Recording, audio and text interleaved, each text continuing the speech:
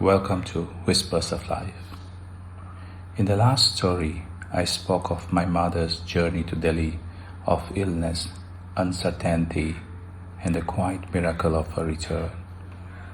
But while her body was healing, another storm was unfolding quietly within me.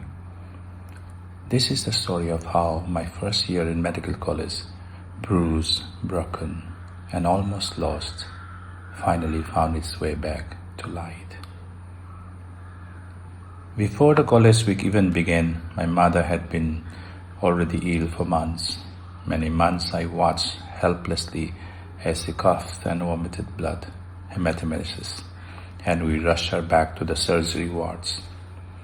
The night smell of iron and disinfectant, the white walls echoed with urgency, but never with answers. There was no clear diagnosis, only endless admissions. Each episode pulled me away from classes and practicals. My mind suspended between two worlds, my mother's suffering and the obligations of medical school. When her condition worsened, I carried her to Delhi, to the fortress of last hope. For 1.5 months, I lived in corridors of fear, watching her tethered to tubes and transfusions. At last, the diagnosis gave it a name: non-cirrhotic portal fibrosis. Surgery was the only path forward, a splenectomy with a linear-shunt. Because of repeated bleeding, blood had to be arranged again and again. In those days, I carried a small notebook filled with names of friends, young men and women, ready to pull out their sleeves and offer the veins for my mother. Their generosity kept her alive.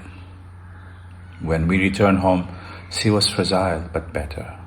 My heart told me I should withdraw from the college week and focus only on studies. But how could I? The same friends who had stood beside me in the hospital corridors now wanted me back with them in the competition and celebration. To deny them felt like betrayal. And so, I threw myself into college week. We performed, we cheered, we fought for glory. And in the end, our house lifted the championship trophy. For a fleeting moment, life felt victorious, like a burst of light after months of darkness. But the celebration was brief. The university examination loomed ahead, its shadow long and unforgiving. I had told myself I would study during college week, but it had been impossible. When it ended, I wasn't surprised. I was stranded. The syllabus had raced miles ahead. I was left stumbling behind, chasing shadows. The reckoning came with the heads of departments. Anatomy, attendance clear. Physiology, safe, but biochemistry was different. The professor looked at me in silence, weighing my fate, and finally said, "Boy, let me see your performance in the pre-university exam. Prove yourself." The words landed like a gavel, both a sentence and a chance. I promised myself I would not waste it. But how could I compete in a class filled with giants, the brilliant twins, the tireless toppers, the precise and the relentless? I wanted no glory, only survival. My single player was not to be plucked, not to be pushed into the dreaded irregular beds. That fear alone kept me awake at night. I had missed most dissections of the head and neck. The anatomy hole loomed in memory like a cathedral of shadows, vast, silent, filled with whispers of the dead. Gathering courage, I sought permission to use the cut dissections during my free hours. At noon, when the hole emptied between the batches, I walked in alone. The silence was deeper now, almost sacred. The smell of formalin wrapped around me like a shroud. A class 4 employee led me to our allotted cadaver, once a woman, now a map of open mysteries. I laid my trembling hand on her cold skin, remembering the first incision I had made months ago with a shaking knife. Now I returned, humble, desperate. whispering a silent prayer of gratitude and apology. With Cunningham's manual open, I reenacted the dissections in my mind, incisions, muscles, nerves. In imagination, my classmates returned, scalpels gleaming, voices reading instructions aloud. Suddenly, a voice broke the silence. "Boy, are you getting it?" It was the anatomy professor. Yes, sir, I'm trying." He stepped closer. Within minutes, he revealed structures that had eluded me for weeks.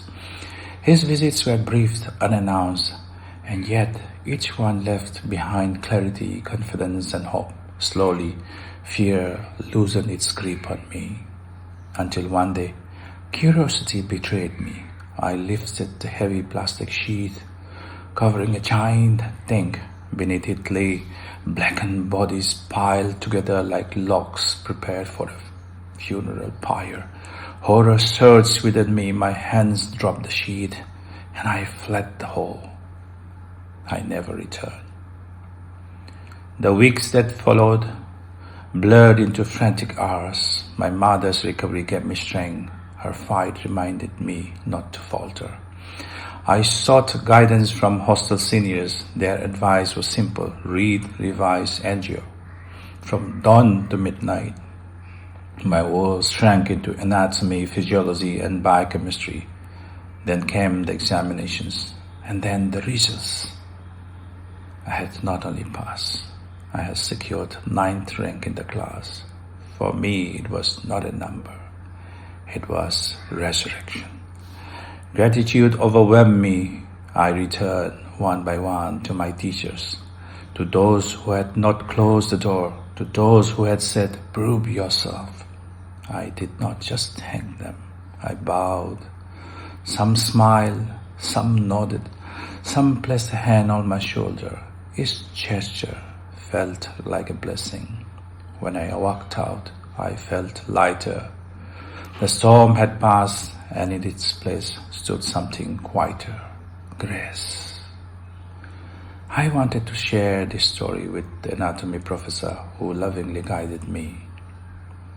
I later learned that he had passed away many years ago, and so this story becomes my offering.